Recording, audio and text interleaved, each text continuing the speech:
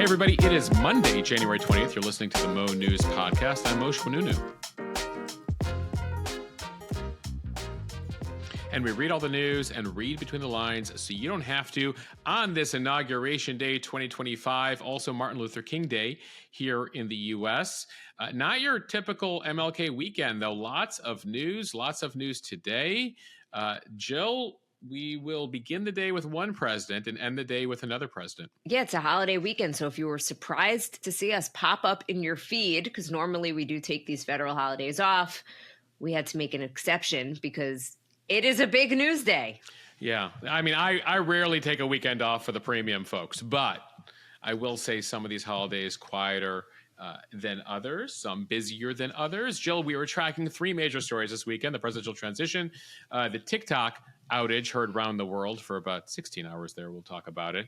And then, of course, the hostage release, or the beginning of the hostage release and the beginning of the ceasefire in the Middle East. Though I should note, I am in Washington tracking it all. I made my way down here this weekend.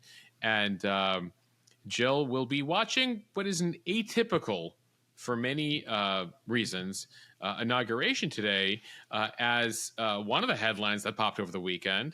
The outdoor ceremony, the traditional outdoor ceremony, has been canceled due to the weather. So Trump, for the first time since the mid-'80s, since Reagan II, will be taking the oath of office inside the U.S. Capitol. All right, so that gets us to our top story. Let's get to the headlines here. The big story today: Donald Trump will officially become the 47th president of the United States this afternoon. His inauguration was moved, as Moshe just mentioned, indoors because of freezing temperatures expected in Washington, D.C. We're going to have a look at what to expect from his first day in office. Plus, TikTok went dark, and then it came back. The company restored service after less than a day, giving thanks to Donald Trump in a message to all of its users. Your long national nightmare is over, kids. We got some messages Saturday night from some members of the Mo News Committee who are like, my teenager is in their room crying right now.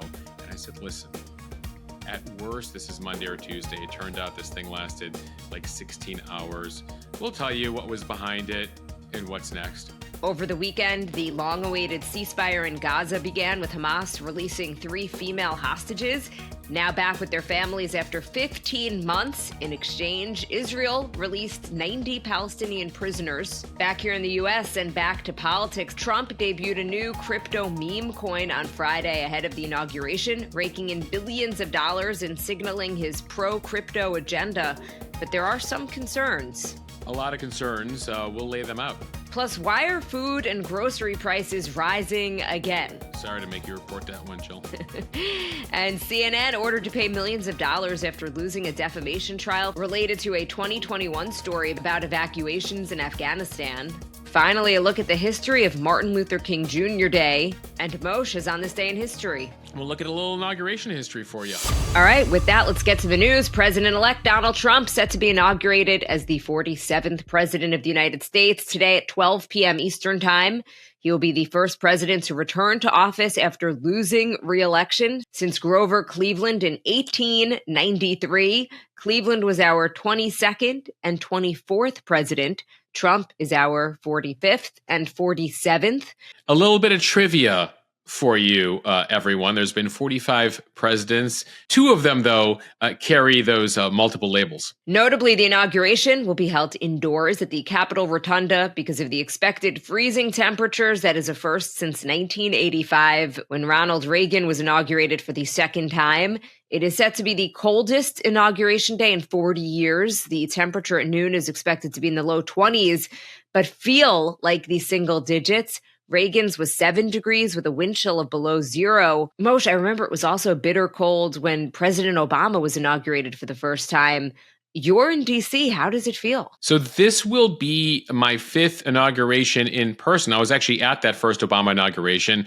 We'll see how cold it gets. Right now, the latest projections are a high of 25 degrees, a low around 12. But again, there will be the wind chill. So wind chill, the feels like temperature will be somewhere between 7 and 15 degrees. Nonetheless, about the Obama '09 numbers, but Trump made the call to move it inside. It does have some wondering whether there might have been a security component here that they're not telling us about. Officially, again, they moved it in because it's cold and they don't want any frostbite or medical issues for the 100,000 plus that would have been in the crowd, several hundred. We won't know. Some people, due to the fact that they already made this call on Friday, canceled their trip to Washington. So we'll never have a sense of what the full crowd size was going to be. Notably, Jill, we would find out later, again, that Obama 09 inauguration was held outdoors in 09. But that one actually, in addition to the cold temps, that'll be similar to today, also had a terror threat. We would find out years later. Turned out to be a false alarm, but they were so serious about the terror threat in 09 that Obama actually had a note in his jacket on how to direct people should there have been an explosion or some sort of attack on the National Mall. Nonetheless, this one moved preemptively inside. They like the connection in talking to Trump folks to the second Reagan inaugural. He likes that historical analogy there. We'll be watching the proceedings all day on our Instagram thread. I'll try to pop up live as I can. I won't be out on the mall. No one else will be out there, but I'll be monitoring it from indoors like the rest of you. Also, it's being moved to the Capitol Rotunda inside the Capitol. Those tickets, though, reserved for only the most important people. Jill, we're going from a situation where we're going to see thousands of people seated, tens of thousands of more standing, everyone out there on that main platform, members of Congress and the cabinet and the Supreme Court and former presidents. Inside the rotunda, they can fit a couple hundred people. I got a sneak peek there yesterday, 250 seats in the rotunda. Like, that's not even all members of Congress. That's not even the spouses of cabinet, I'm told, will not even be allowed in the rotunda. So it'll be a very intimate affair there. It's a small space if you've ever taken a tour of the Capitol. And so those tickets, very, very hot tickets, even among the most important and most significant, or those who would like to think so, members of the government. Right. All week, Trump supporters have been vying for a spot. But as you're mentioning, there's just not a lot of room. So consider who we know will be there. Melania Trump. Right. The first lady gets a seat. Okay. Fine. Yeah. Okay. Check. The president-elect's 5 children, their spouses, his grandchildren, they're all expected to attend. And Jill, at that point, you're already at like 10% of the rotunda. Right. Then there are the 9 Supreme Court justices. You've got military leaders, former presidents and their spouses, cabinet nominees, visiting dignitaries, and 535 members of Congress. They're not all getting in. Although some Democrats are set to skip, and we know Michelle Obama not going to be there. So that leaves room for another Michelle person. Obama was like, I was going to stay in Hawaii anyway, and now this reinforces my decision. Tesla and X owner Elon Musk, Meta CEO Mark Zuckerberg, TikTok CEO Shou Zi Chew, Amazon founder Jeff Bezos, OpenAI CEO Sam Altman were originally invited to sit on the dais when the ceremony was outside. Unclear, though, if they'll get the rotunda invite. I think Elon gets in. What do you think, Jill? Or he will find his way into that rotunda. I think they're all getting in. Prediction by Jill Wagner, everyone. Let's see if she turns out to be right. How do you go from an invite to sit on the dais to not even get into the room? That seems like a... maybe they get in the room, but maybe there's standing room in the back. Yeah, my only prediction is that they're going to be in the room. They'll find a way, like, behind a camera somewhere to, like, just kind of crouch. Meanwhile, Capital One Arena will be open for a live viewing of the event and to host the presidential parade. Trump is set to join there after he is sworn in. By the way, some extra imagery to look for prior to the ceremony. At 9:40 a.m. Eastern Time, Donald and Melania Trump set to arrive at the White House for a tea and coffee reception hosted by the Bidens. It will be a moment that was not afforded to Biden when he took the oath of office 4 years ago, as Trump decided to break with tradition and not stick around. At 10:25 a.m. Eastern, the Bidens and Trumps will travel together to the Capitol for the inauguration ceremony inside of the Capitol Rotunda. Oh, to be in that limousine with the 4 of them. Jill, again, this has been tradition going back a very long time. The exiting president, the incoming president riding together. We saw it as most recently as 2017 when the Obamas took the Trumps to the Capitol. But again, Trump upset upset about the 2020 loss, which he still claims was a victory, decided he won't be doing any of that for the Bidens, decided to get out of Dodge, not even attend the inauguration. The last time we saw that was John Adams in 1801, upset about Thomas Jefferson winning. So he didn't do that. Trump didn't do that. But now Biden's bringing it back, thinking that tradition is super important, despite his personal feelings about Mr. Trump. So, Moshe, you're there. Give us a little behind the scenes. Like, what's the vibe check in Vibe DC check right now? DC.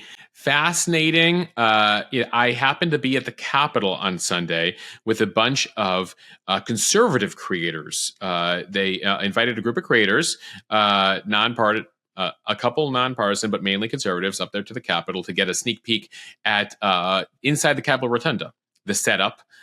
We happened to have a chance to meet briefly with Speaker Mike Johnson as well. This is the sense you get. Overall, yes, there's disappointment among Trump supporters who made their way to Washington, some who spent thousands of dollars to come to Washington. Hotels are super expensive. The flights were expensive for some, hoping for a glimpse to be in the same place as Donald Trump for the second inaugural, the revenge of Trump after the impeachments and the indictments and the assassination attempts, all of that. So certainly people who are like, what? Will I get a chance to see him? Well, what about the basketball arena? You mentioned the Capital One Arena. Well, that's like 20, 30, maybe 40,000. We'll see how many people they can fit in there, but not for everybody. So some people came all the way to Washington only to like watch it from a bar or hotel room. Nonetheless, there's a lot of camaraderie. You look at the streets here full of people wearing the red MAGA hats, really excited about what's to be. And when I asked them, like, what's the most important thing for you time and time again, Jill? Immigration, the border. He's got to take care of the border. That's what I keep hearing from the folks who made their way to Washington. There's also excitement that Trump will make his best effort to stop by the arena and try to get out there to see people. Keep in mind that inaugurations are not just that event, but inaugural balls and parties. There are balls, devoted to the states, devoted to issues. There's a crypto ball. There's a South Carolina ball that I met some folks who were headed there, some from South Carolina, some not, but they heard that South Carolina ball had some exciting musical talent and was letting some folks in. So a lot of excitement. I mean, from the Republican side, I remember being here for the 2001 inauguration when Bush came in and feeling the excitement from Republicans after 8 years of Clinton. You saw a bit of it in 2017 when you were here, but nonetheless, that was still people, the Republicans and Trump supporters in 17 still were shocked by the entire thing. They're like, oh my God, I can't believe we're doing this. And this is crazy that, he made it in. We weren't expecting this. This time around, there is a feeling of vindication. There is a feeling of real excitement that Republicans now control. They have the 6-3 majority in the Supreme Court. They can have the majority in the House, majority in the Senate. And there's a lot of excitement that they can get a lot of things done here. I happened to be at a few different events yesterday. One of them was hosted by the folks over at the All In podcast. If you're familiar with the All In podcast, tech and VC executives who co-host that, very close to Elon Musk, the tech bros, so to speak. Sam Altman was at the event, saw RFK Jr. and Cheryl Hines at the event. RFK told me briefly, asked him, what are you excited about? And he said, that cabinet confirmation, we got it. Cheryl Hines, again, by his side. And then I happened to have a moment with incoming Interior Secretary Doug Burgum. Doug Burgum, who briefly ran for president, was considered seriously to be VP, a former North Dakota governor, tech billionaire, Interior Secretary. What do? They control all federal land and national parks, including federal drilling rights. And he says, we're going to unwind all those regulations that Biden imposed. We're very excited about what we can handle in Interior. There's an energy you feel from the Trump folks. And notably, Jill, a lot of Democrats not in town this weekend. They did not want to be here for this. Some of whom just didn't want to deal with it. Some of whom just didn't want to be here for a party for Trump. Someone that they're still someone who they didn't want to be president, right? So there's just a lot of Democrats who are like, yeah, we'll come back after the inaugural festivities are done on Monday night or Tuesday morning. And Moshe, you also had a chance to see Speaker Johnson during a visit to the Capitol. What did he have to say? So he addressed us briefly. He was nearly skipping, I would say, in terms of happiness, not like literally Like giddy. skipping. Like giddy, yeah. Super pumped. Here's a bit of when we asked him, how you feeling? What his reaction was. There's an excitement in the air that, probably hasn't been felt around here since maybe Reagan in the early 80s. And, might not be a coincidence that he moved his in the rotunda as well in 85. And, hadn't been done since then. So it's a new morning in America. That's what we felt then, and that's what we feel now. New golden age. It's a golden age. It is. I love that. So, Jill, just to reinforce that, Johnson is calling this upcoming period, quote, a new golden age for the country. And this is going to be a huge challenge for Republicans, even with majorities, right? It's a very slim majority in the House, a slim majority in the Senate. Trump knows that he has to overcome a second-term curse of sorts. When you look at recent presidents in the second term, Obama was hung up with some Obamacare issues, the re-rise of ISIS in his second term, loss of a congressional majority, Bush in his second term, Katrina, Iraq, it started to go downhill, as did Afghanistan, the financial collapse, Clinton, Monica Lewinsky, enough said in his second term. Now, what's unique about Trump here is this is not your typical second term straight off of a first term. He's had 4 years out of office. So he had his 4 years where he was a newbie, didn't really know how Washington worked, learned a lot of painful lessons, right? But now he's had 4 years out of office, time to gather, time to learn lessons from that first term. This is a very unique second term. Again, you mentioned at the top, the first time we've seen this sort of situation since Grover Cleveland in the 1890s, when the presidency mattered much less. Presidents now have much more power. So how much can you learn about overreach? That's always the challenge, is like thinking you have more of an agenda than you have, and also knowing that time is of the essence, that ultimately he's a second-term president, which means he's done. The clock is starting towards an open race on the Dem side, an open race on the Republican side. So really, in essence, he's got a year, maybe 18 months here to accomplish everything that he wants to going into midterms in 2026. They're really looking at that July 2026 date as a deadline of sorts that happens to also be the 250th birthday of America. Not this July 4th, but the following July 4th. So they're looking at that deadline, that party, the 250th birthday party of America, trying to get as much done as they can. Trump stopped by a rally of supporters yesterday, super pumped about what they're going to be able to accomplish, what he says they'll be able to accomplish here. But back to the festivities here for a second. Again, this weekend is not just today's swearing in, but in entertainment, these parties happening all weekend. Another indication for the Trump people that they feel that this time is different. Who's performing here? Last time there was like nothing in the way of A-list talent that Trump could pull in 2017. Super controversial. There were huge protests here 8 years ago. The women in pink hats, the Women's March, all those protests against Trump. Nothing like that this go around. Jill, who's inside the balls and the parties? Snoop Dogg was DJing one of the Trump balls, the crypto ball, over the weekend. This is the same Snoop Dogg who 8 years ago literally said F Trump in a variety of ways, saying that any black performer was a literal Uncle Tom for performing for President-elect Trump at the time. This weekend, Snoop is DJing at a ball in front of people with MAGA hats. For a price, of course, you got to pay for Snoop Dogg services. But another indication that the Trump folks feel like, this time is different. Yeah, as for more on the entertainment today, Carrie Underwood set to sing America the Beautiful. Opera singer Christopher Macchio will perform the national anthem at the inauguration. Tonight, the inaugural ball will see performances by Jason Aldean, Rascal Flatts, Parker McCollum, Gavin DeGraw, and the Village People. In case you're not familiar, the Village People, the band behind Trump favorite YMCA.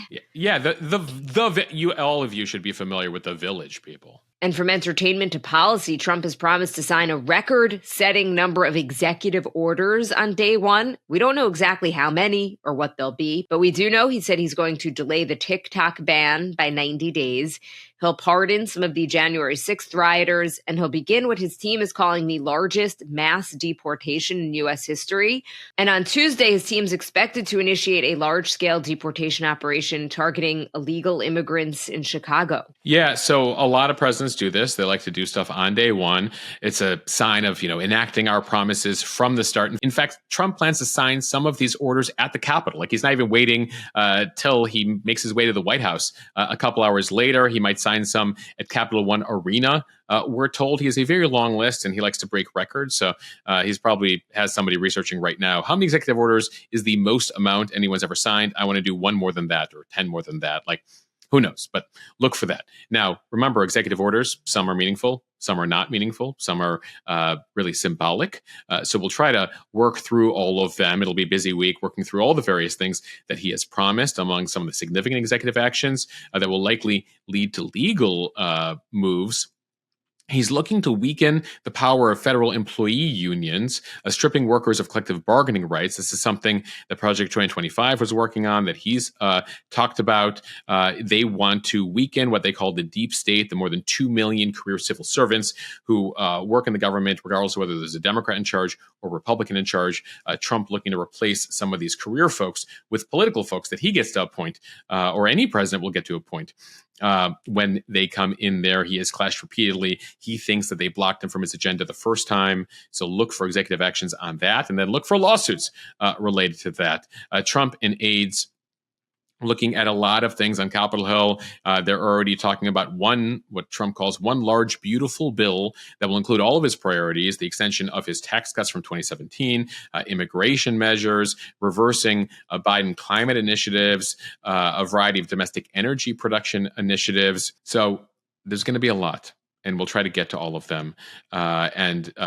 He's going to try to be very busy at the front, part of his goal. So some of the controversial things, if there's like 6 controversial things in a day, it's hard to cover all those things. Well, that's part of the goal here, is a shock and awe, according to officials around Trump. Shock and awe in terms of the number of things he has promised in the coming hours and coming days. Jill, you mentioned the TikTok thing. We'll get to that in that next story. Keep in mind a place to ask questions about all of this, the Mo News Premium page. If you're not already a member, mo.news/free trial to become a premium member. It's an Instagram members only page where you ask questions and we break down everything that you want to know and the questions you have related to all of that. Frankly, everything and everything else going on in the news. Okay, now to the story we were just talking about, the TikTok ban. We all know where we were Saturday night when TikTok went away. Moshe? Jill, I was watching X. I knew that something was popping. I didn't realize how early it was, but I was in my friend's basement watching NFL playoff football. Yourself? Maybe I'm the only person who doesn't know where I was on Saturday night when TikTok went dark. I mean, I know where I was. I was home, but I'm not on TikTok, and I wasn't really on my phone. Anticlimactic there, Jill. Yeah, I'm sorry. I am part of that group of elder millennials, I think, that never got into TikTok. And for a few fleeting hours, I felt very lucky and happy about that. But and then it was back. But it's back. Okay, so TikTok went dark on its 170 million US users at 10:30 p.m. Eastern Time Saturday night. Oh, that's why I didn't know, because I was sleeping. By Sunday afternoon, the company announced that it would begin restoring service after soon-to-be President Donald Trump promised to activate a 90-day provision to temporarily lift the ban. In a statement, the company said, quote, "In agreement with our service providers, TikTok is in the process of restoring service. We thank President Trump for providing the necessary clarity and assurance to our service providers that they'll face no penalties." So let's rewind a bit. On Friday, the Supreme Court ruled to uphold the law passed by Congress that said that the Chinese-owned TikTok owner ByteDance would need to sell TikTok or face a ban in the U.S. The deadline to sell was January 19th. ByteDance, if you remember, tried to challenge that law, making the First Amendment argument, but they failed and announced that they would go dark on the deadline. And Saturday night and Sunday morning, if you logged into the app, it gave a pop-up message saying, quote, "A law banning TikTok has been enacted in the U.S. Unfortunately, that means you can't use TikTok for now." But hours after the app went dark, Trump promised to enact a provision in the ban that would allow it to come back for 90 days. He said he was going to do that just after he's sworn in today at 12 p.m. Eastern. So that means watch out for the executive order as soon as this afternoon. It is just a temporary solution. He also did propose some long-term options. On Sunday, he floated the idea on Truth Social for the U.S. to have a 50% ownership in TikTok, a joint venture between the current owners or new owners that the U.S. chooses. Other sources say he's not ruling out letting ByteDance continue to own TikTok with extra safety provisions in place, although that goes directly against the bipartisan bill that was passed by Congress that cites major national security issues with the Chinese-owned company that could spy on U.S. citizens, harvest their data, and spread disinformation. So, listen, ByteDance was proving a point this weekend. They didn't need to completely go dark. They decided to go dark. Officially, it was on the internet service providers to stop accepting updates and drop them from the store. They didn't need to go dark on existing users, but they did. Why would they do such a thing? Well, number one, they asked explicitly for a written assurance from Joe Biden they wouldn't enforce a law. You know, their legal team looked at it and they're like, I know that you say you won't going to enforce it. That's what the Biden team said effectively on Friday, but they didn't put it out formally. The TikTok team, the ByteDance team, I should say, ByteDance owns TikTok, was looking for more. And the Biden team was like, no, we're not going to do anything more than that besides just saying, don't worry about it. Trump will deal with it on Monday. So they got a chance this weekend to remind 170 million Americans, or however many of them noticed, who have the app and love the app, of what life is like without TikTok for at least a few hours, with the prospect of not knowing how long it would last. In fact, they also made a move to shut down another app called CapCut, which many creators and marketing folks and video editors use. It's a mobile video editing app, which also happens to be owned by ByteDance. So they wanted to make a point this weekend of what life is like with that. They're in a negotiation, right? ByteDance and the Chinese government above them does not want to sell to anybody else. They want to come to a compromise here that doesn't entail selling TikTok. So they made this move. They tried to push public support here. It also gives Trump a win here. It gives Trump a chance to be like, and look, as simple as it was, I made an assurance to them on Sunday, and poof, I'm the guy who saved TikTok for many of you. So you saw that in their messaging. They made a point of praising Donald Trump. Shou Chu, among the many tech CEOs you mentioned that will be in Washington today for the inauguration. And Trump is the deal maker. He wants to go to China this year, according to an NBC report. He wants to visit there. He had a call with the Chinese leader on Friday. They put out a readout that included, among the many topics he says he discussed, TikTok. So he understands that this is significant for many Americans. Remember, some Americans run businesses on TikTok. It's hugely impactful to some people, but at the same time, there are huge national security concerns. Why did they ban it? Over the Chinese ability to potentially mess with the algorithm. And influence. I mean, it was so many concerns on the national security level that overwhelming majorities of Republicans and Democrats on Capitol Hill decided to vote for said ban. Now the TikTok folks say there's got to be some sort of compromise here in terms of preserving American privacy and information security on servers here in the U.S. We'll see what comes of this 90-day extension. Expect legal maneuvers. I mean, guys, this is going to be messy. This is the law of the land. Trump's going to make a push here.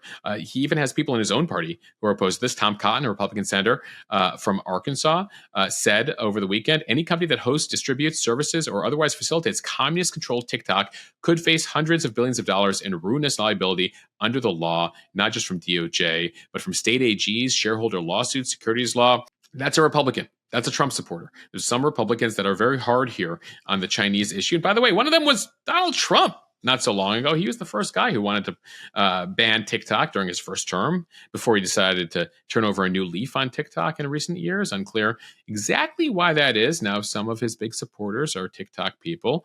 And so there's that. And some of his big donors are TikTok, are ByteDance investors. And so as many people are drawing the line there. At the same time, Trump has now said he wants to save TikTok. And so we're going to watch all of this. But they made a point this weekend. A lot of people heard them. As I mentioned at the top, some people in the Mo News community said their kids were in tears over the weekend without the prospect of TikTok for a few hours. Someone joked to us, Jill, that there could be a lot of TikTok babies, or I should say TikTok ban babies in 9 months from the night without TikTok. So, I got a good note from a couple people being like, wait, what should I do tonight? Because normally it's just me on TikTok. Do I have to talk to my spouse tonight? I thought it was a bold move of TikTok to kind of unilaterally and proactively go dark, because depending on how long it lasted, you never know what the impact would have been. it's possible that had they been dark for longer, that people may have actually been like, wow, I got a lot of things done. I went outside. I went for a walk. I wrote the great and maybe American they would have novel. said, yeah, exactly. Yes. But it was, I think, too short for there to be a real impact. All right, time for the speed read from CNN. On Sunday afternoon local time, about 10 a.m. on the East Coast, 3 Israeli hostages who were kidnapped by Hamas on October 7th were handed over to the Red Cross after 471 days in captivity in the Gaza Strip. The 3 women are 24-year-old Romi Gonen. She was shot in her hand and kidnapped from the Nova Music Festival. 28-year-old Emily Damari, a British-Israeli dual citizen who was taken from her home at Kibbutz Kfar Aza near the Gaza border. And 31-year-old Doron Steinbrecher, a nurse, also from that same kibbutz. They were released to Israeli officials and brought to an Israeli military outpost near the border where their moms were waiting alongside medics for an initial exam. And then they were later transferred to a hospital in Israel where they met the rest of their families. The hospitals reported that they are in good physical condition, so they were able to focus on reunifying them with their families. But they are going to stay at the hospital for a few days to get more comprehensive medical checks.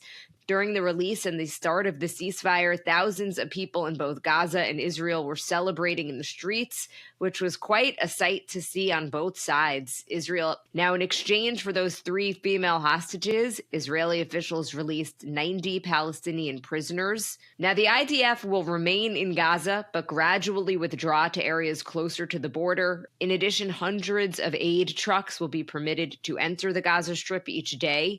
There were images of displaced Palestinian families moving back on foot toward their homes in the north. This signaled the beginning of the first phase of a 6-week ceasefire agreement between Israel and Hamas after 15 months of war. Now, in this initial phase, 33 hostages are set to be released, about 25 of whom are believed to be alive. On date 16 of this initial phase, talks will resume to negotiate the second phase of the deal. There's a lot of specific measures in place. So this is just the beginning of it. The 3 hostages released. It appears, at least as of this first exchange, that they're demanding 30 Palestinian prisoners for every Israeli hostage they release. That's something we'll watch for, whatever that formula is that was agreed to in the coming weeks here as they release both hostages that are dead and alive here. Hugely controversial in Israel. Some of the hostages will be released in exchange for prisoners who are in Israel on life sentences for committing murder. So Israelis actually, in those cases, will have a chance to protest. If a prisoner murdered a family member, they'll have a chance to protest that with the Israeli High Court. So we're going to watch this day by day here in this carefully orchestrated agreement. Now, even at the end of this phase 1, there will still be just over 60 hostages remaining inside the Gaza Strip, mainly men, and then also a whole bunch of remains of Israeli hostages who are dead that Hamas is holding on to as leverage. So this is going to be a very precarious few weeks here. As part of the deal, Hamas is obligated to give the names of the hostages. They're set to release 24 hours in advance. They didn't do that. And so this deal actually almost fell apart on Saturday night into Sunday morning. Ultimately, way past the deadline, they finally gave the names here. It's very powerful moments on both sides, given the circumstances. We haven't seen this since November of 2023. Early on in the war was the last time we saw these exchanges on a day-by-day basis. Photos of the Israelis coming home for the first time. No audio. We don't have a sense of what they don't have these women talking for obvious reasons after 470 days in being held by Hamas to the media anytime soon. But you see the images, the hugging, their mothers with them, just incredibly powerful images, very complicated politics here. For the Israeli side, there's people on the right who say they should not be making a deal with Hamas. There have been people in the country too who say, no, make a deal, whatever it takes to bring home Israeli citizens, because it's taken so long. Some Israelis are now dead over the course of the past year. And so we're going to watch how this deal proceeds here. But so far, at least day 1 into day 2 here, the deal holds.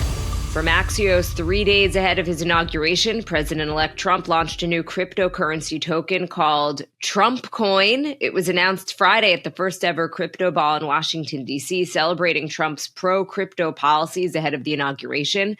By Sunday, Trump's crypto holdings had reached up to $58 billion, 85% of his total net worth, making him one of the 25 richest people in the world. Very briefly, Jill, and then the value of the Trump coin then dropped significantly right after that. The tokens are marketed with a picture of Trump holding a fist up superimposed over the words "fight, fight, fight," a reference to his response to the assassination attempt back in July of 2024. There are concerns, though, over the ethics of this scheme, including whether it's illegal for him to benefit financially off of the presidency in this way. Yeah, there are a lot of concerns here because as president, he oversees the CFTC, which would oversee this sort of thing. And ultimately, you don't see the CFTC with a Trump appointee going after Trump coin here. Critics say it could be a way for special interests, foreign governments to try to buy influence with him. There's little to no transparency here over who's buying this sort of thing. It was released by the Trump Organization, which has said Trump will have no role in day-to-day decision-making, but it has significantly and can again enrich Trump personally in a very massive way. Trump ran on a very crypto-friendly agenda. He's promised to be very lenient on crypto. It's essentially a meme coin is a digital playing card, the purchase of which is supposed to symbolize a show of support for Trump. But the Trump Organization here owns about 80% of the supply and appears to collect a fee on sales. And he's also promoting this to his nearly 100 million followers on social media. The total value of Trump coin keeps fluctuating there to the tens of billions of dollars. And so there have been a lot of meme coins out there. I mean, we told you recently about the Hawk Tua girl and her meme coin and how that was under investigation in terms of how that enriched, how that popped, and then how that collapsed.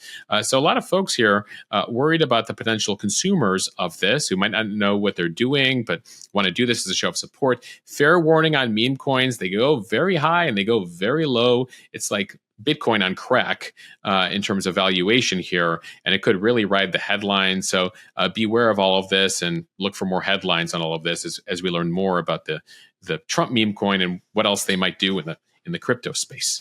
From the Wall Street Journal, food and grocery prices might be on the rise again. The cost of groceries in the U.S. increased nearly 2 percentage points from December 2023 to December of 2024, and that marks the fastest increase in more than a year, according to the Labor Department data released last week. It said grocery prices in December were nearly 30% higher than the same time 5 years ago.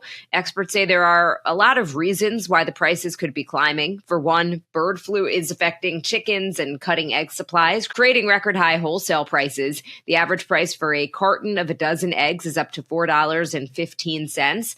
Plus, you've got extreme heat and dry weather in coffee growing regions of the world. So that has meant coffee prices are higher these days. Other price increases you might see: meat, candy, and chocolate. All the good stuff: coffee, meat, candy, chocolate, eggs. Remember, this is a big thing for Trump. You know, he did say during the campaign he would lower prices. Some are looking at that, and he sort of changed his tune on that, saying, I'm not going to lower prices, but I'll try to keep prices flat here. The thing about inflation and prices is they go up over time. It's just a matter of, how slowly or how quickly that they go up. And so here, we're seeing that. We're also going to watch how his potential tariffs here, that's something he's promised potentially as soon as today, imposing tariffs here, what they could mean for higher commodity prices, since a lot of our food and other items come from abroad. So imposing tariffs could mean the prices go up there. We'll see here if companies try to absorb the prices or pass it along to consumers, something that will be closely scrutinized here. From the Associated Press, CNN will have to pay at least $5 million to a U.S. Navy veteran after it lost a defamation trial in Florida on Friday. A jury in Panama City found that the network defamed a security contractor named Zachary Young. It came after CNN showed an image of that security contractor on screen during a story that aired in 2021. The story claimed that Young was part part of a black market of smuggling desperate Afghans trying to flee the Taliban for exorbitant, often impossible amounts of money. Young was reportedly asking for $75,000 to transport a vehicle of passengers to Pakistan, or $14,500 per person to end up in the United Arab Emirates. The CNN story included a response from Young saying that his services were for Afghans who have sponsors that can bear the costs. No other companies or people were named in the story, offering different prices. So Young sued CNN, saying that the network painted him as a criminal profiteer. In siding with Young, the jury concluded that CNN recklessly pursued the story and disparaged Young with false assertions. The jury also concluded that CNN set out to harm Young, so look for potential additional penalties here. CNN is informing the jury, you know, the media business is tough right now, so don't go crazy with this fine. At the trial here, Young testified that the story's portrayal rendered him a pariah in the industry, sent him on a spiral of depression, sleeplessness, panic attacks, hurt his marriage. He said that CNN didn't make clear that his clients were nonprofits and corporations, companies like Bloomberg and Audible, and that his prices reflected complex evacuation logistics. He felt that things were taken out of context here. He also was able, his legal team was able to obtain damning CNN internal messages. It showed staffers, and this is something I always told folks at CBS, like, if you're having a controversial story, do not opine about the story subject in emails and text messages, because it is all findable by lawyers. And here, in this case, the CNN producers apparently texted and emailed that they called him an S-bag, you know, an obscenity that starts with an S, an a-hole, saying he had a punchable face as they put together this story. Well, the jury got to see those text messages, and it reinforced to them that they felt that CNN did have an agenda in this story. Now, CNN did issue an on-air apology back in 2022. However, several CNN staffers actually took the witness stand to say they didn't feel an apology was necessary. Some of them were standing by the story here. Nonetheless, the jury found otherwise. There's a very high bar for defamation in the U.S. because of the First Amendment, the freedom of the press. But ultimately here, the jury feels that CNN went too far in this story. Significant at a time where Trump in particular has been going after media, believing that they have an agenda here. And so this is a story that we thought we should bring to your attention. And one item, as we are celebrating MLK Day and we're heading into On This Day in History, a little background here. In addition to Inauguration Day, many of you might be off from work as we celebrate Martin Luther King Jr., a pastor and civil rights leader who dedicated his life to service and justice. MLK Day is always celebrated on the third Monday in January. The federal holiday was established to honor Dr. King near his January 15th birthday. He was the first modern private citizen to be recognized with the federal holiday. U.S. Democratic Representative John Conyers of Michigan proposed legislation to recognize King 4 days after his assassination outside of a motel in Memphis, Tennessee on April 4th, 1968. But that did not happen until 1983 when Congress passed a law declaring it a national holiday, and President Reagan signed it. It actually took states upwards of 2 decades, more than that, for every state to recognize MLK Day here.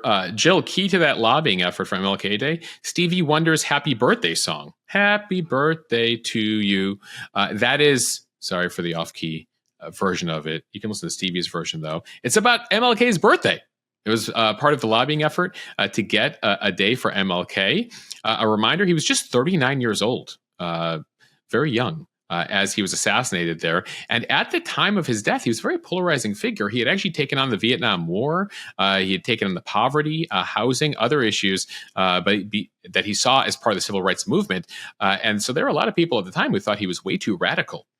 He's not the figure that we look back at today in their unanimity. Back then, very controversial. So they had to rally for a while there for support, 17 years to finally get 50 states to observe it. Clinton, back in the 90s, made it a national day of service. So many of you engage in volunteer projects today.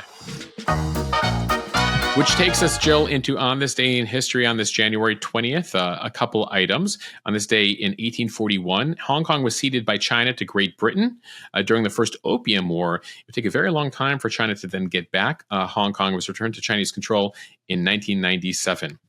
On this day in 1981, Inauguration Day. This has been Inauguration Day, actually, going back to FDR. Back before then, in the first 120 years or so of American history, I was actually in March. And then they're like, listen, we now have cars. We don't need horse and buggy anymore. We don't need this long period of time between presidents. So they moved up Inauguration Day from March to January in the Constitution. On this day in 1981, by then it was already a January inauguration. Minutes after Jimmy Carter's presidency ends, Ronald Reagan takes the oath of office. 52 Americans released from Iran after being held hostage for 444 days. Many folks drawing a connection there to the hostage deal, the hostage release in Israel over the weekend. Ending here with a bit of pop culture news. On this day in 1982, Joan Jett and the Blackhearts released I Love Rock and Roll. And TV history, one of the more iconic shows of all time, Breaking Bad, starring Bryan Cranston and Aaron Paul, premiered on this day in 2008. So a happy 17th birthday to Breaking Bad. Jill, were you a Breaking Badder? I've seen it. I liked it, but I wasn't like a crazy Breaking Bad fan. Some Breaking Bad people. Clearly you were. I think it was phenomenal. No, I did love it, but I wasn't like obsessed with it. All right. As I do get over certain shows. Noted. Okay, Moshe, you stay warm over there in DC. As for everybody else, thanks for listening to the Mo News Podcast. If you like what you hear, share this with your friends. Please, it will help us grow. Follow us and subscribe so you don't miss an episode, and review us in the App Store. Thanks for listening, everyone.